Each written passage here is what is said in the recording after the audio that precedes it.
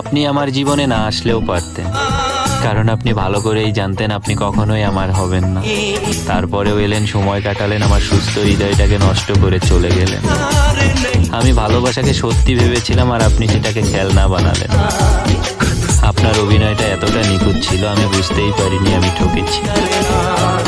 হয়তো আজ আপনি জিতে গেছেন, তবে মনে রাখবেন, নিয়তি কখনো কারো ঋণ রাখে না।